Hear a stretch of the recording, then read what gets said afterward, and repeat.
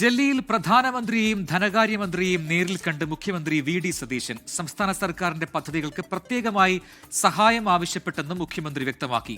കേരളത്തിന്റെ സമ്പദ് വ്യവസ്ഥയുമായി ബന്ധപ്പെട്ട ധവളപത്രം ജൂൺ ആദ്യവാരം തന്നെ പുറത്തിറക്കും.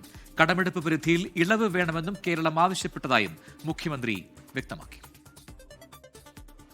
പ്രധാനമന്ത്രി നരേന്ദ്രമോദിയും കേന്ദ്ര ധനമന്ത്രി നിർമ്മല സീതാരാമനുമായുള്ള കൂടിക്കാഴ്ചയ്ക്ക് ശേഷമാണ് മുഖ്യമന്ത്രി ഡൽഹിയിൽ മാധ്യമങ്ങളെ കണ്ടത്.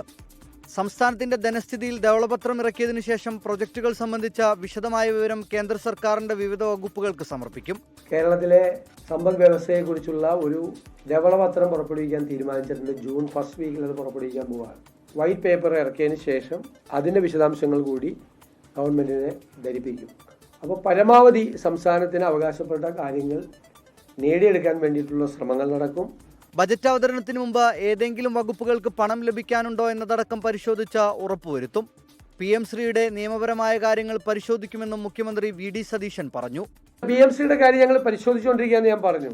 ഞങ്ങൾ മന്ത്രിസഭയിലും ചർച്ച ചെയ്തതിന് ഈ ഒരു ഗവൺമെന്റ് എഗ്രിമെന്റ് വെച്ചതാണ്.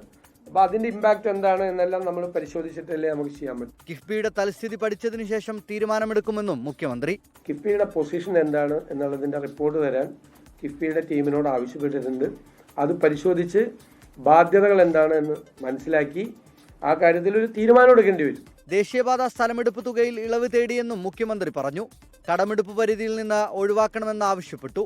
24 ഡൽഹി.